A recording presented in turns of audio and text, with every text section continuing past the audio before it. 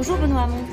Bonjour Caroline. Alors pour l'instant, ça n'est qu'un rapport, un rapport qui a été remis au ministre de l'Éducation nationale, mais cela concerne une institution en France, le bac. Alors parmi les propositions qui sont d'ores et déjà sur la table, faire reposer la note finale sur le contrôle continu à hauteur de 40% et également instaurer une épreuve d'oral qui compterait pour la note à hauteur de 15%. Est-ce que ça va dans le bon sens ? Oui, plutôt pour certains aspects. En tout cas, moi, on va attendre le projet du gouvernement. Je ne suis pas pour considérer que la réforme du bac, par essence, parce qu'elle serait faite par le gouvernement de M. Philippe et donc d'Emmanuel Macron, ce serait mauvais. Non, je vais regarder, autour de quelques critères. Il faut que le bac, ça reste quand même toujours un passeport vers l'enseignement supérieur et pas juste un certificat de fin d'études. C'est quoi la différence ? La différence, c'est ce qui se passe aujourd'hui dans la réforme de l'université et à laquelle pourrait être liée la réforme du bac. C'est-à-dire qu'aujourd'hui, à l'université, on va faire de la sélection à l'entrée de l'université et globalement plutôt fermer la porte aux bacheliers pro et aux bacheliers techno et ne la réserver qu'aux bacheliers généraux. Ouais. Et l'objectif, c'est donc bien que le bac reste le moyen de pouvoir poursuivre des études. Et ça, je regarderai ça avec intérêt. Le fait de faire un peu plus de contrôle continu, ça peut être bien, mais ça peut aussi créer des inégalités entre les différents lycées sur le contenu des évaluations.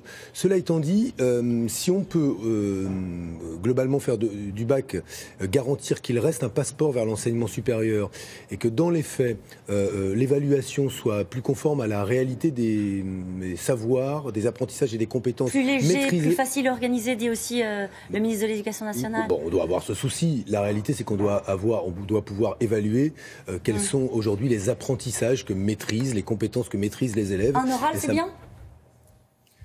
Oui, ça peut être bien, mais je veux dire, dans certains cas, il faut pas que ça creuse les inégalités. Il faut pas qu'en clair, les lycéens qui sont dans les lycées les mieux dotés déjà se retrouvent dans les meilleures conditions pour pouvoir suivre leurs études, et ceux pour qui la scolarité était plus difficile parce qu'ils n'ont pas eu et les parents derrière et l'environnement derrière pour les aider, se retrouvent encore plus en difficulté. C'est ça vos réserves ? Oui, c'est pas une réserve.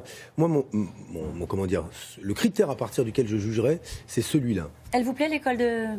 Blanquer ? Ce qu'il veut en faire ? On ne sait pas très bien ce qu'il va en faire. Il a quand même avancé. Il a démoli les rythmes scolaires, ça c'est une réalité, alors qu'elles étaient là, la réforme elle était là pour permettre de mieux apprendre le français et les mathématiques en primaire.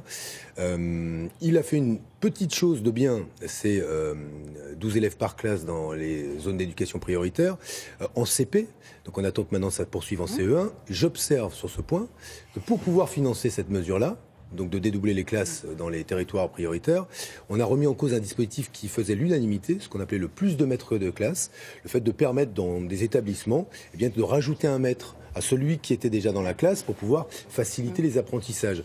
Demain, comment financera-t-on le fait de passer à 12 élèves par classe en CE1, puis en CE2, puis en CM1 ? Ça, je ne le sais pas. Et si c'est pour déshabiller les écoles aujourd'hui et qu'il y ait moins d'adultes et de professeurs, ce ne serait pas une bonne nouvelle. Mais pour l'instant, la communauté pédagogique, comme on dit, les professeurs sont assez tranquilles vis-à-vis des réformes engagées par le ministre de l'Éducation nationale. Il a fait un peu il n'a pas fait grand-chose, quoi. Donc c'est pas plus. Non, mais c'est assez simple. C'est que les budgets aujourd'hui, on verra ce qu'ils seront dans les années à venir. Mais j'observe qu'à part la remise en cause des rythmes éducatifs, le retour à la semaine de 4 jours, ce qui est la plus grosse aberration, de la semaine scolaire dans toute l'Europe, aucun enfant dans toute l'Europe n'est traité aussi mal que cela. C'est-à-dire pendant 4 jours, on vous abreuve, ça marche pas bien. Vous attendez de voir. Non, mais j'attends de voir, mais je suis pas parce qu'il s'appelle M. Blanquer et qu'il travaille au gouvernement d'Édouard Philippe que je vais immédiatement lui tomber dessus. Et quand il s'appelle Emmanuel Macron et qu'il va à Davos et qu'il défend un contrat mondial pour lutter contre les nationalismes, il évoque déjà vous levez les yeux au ciel, vous faites la moue, je termine, évoquant un capitalisme qui devrait être plus équilibré, plus protecteur, donc ça vous fait sourire. Non, mais en fait, je ne devrais pas sourire. Non.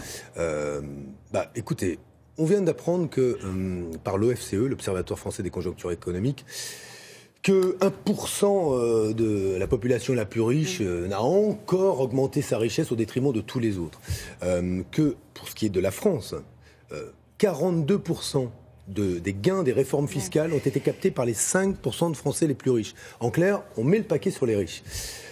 Et ensuite, on veut rendre le capitalisme plus humain. Écoutez, je vais prendre des exemples très concrets. Moi, ce que j'attends du président de la République, Carrefour vient d'annoncer des suppressions d'emplois par milliers. Pourquoi ? Parce que le secteur de la grande distribution fait face à la concurrence d'Amazon, du e-commerce, etc. Et notamment de l'irruption des technologies numériques qui remplacent des personnes par des technologies dans la grande distribution et dans tout le commerce. La question est aujourd'hui, comment pense-t-on l'avenir de ce secteur ? La manière dont on forme ceux qui perdent de l'emploi ? Comment finance-t-on la protection sociale quand c'est une machine qui crée de la richesse et plus des hommes ? Comment est-ce qu'on avance sur ces terrains-là ?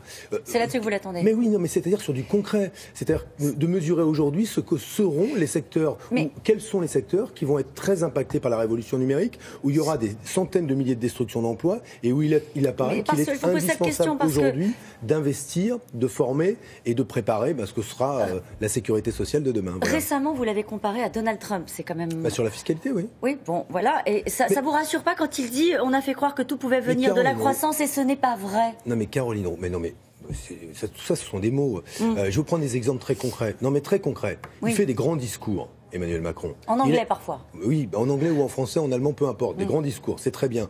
Saint-Étienne-du-Rouvray, vous vous en souvenez ?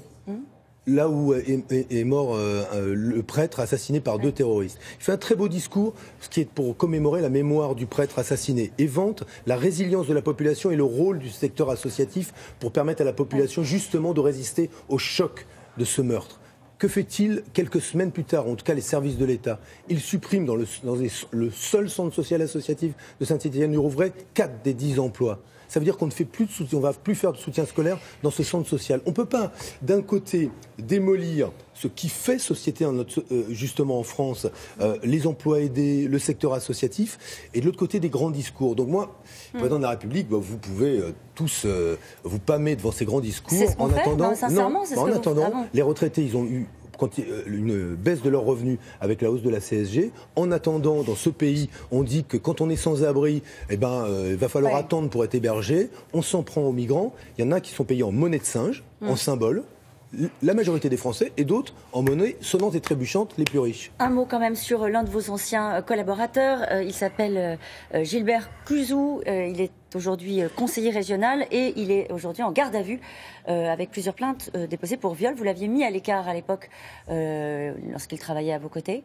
Est-ce que ça a changé quelque chose dans votre manière D'abord, c'est la suite d'une affaire que j'avais moi-même rendue publique en octobre, à la suite de plaintes, en tout cas de témoignages, pour commencer, de femmes dans mon équipe sur des faits de harcèlement.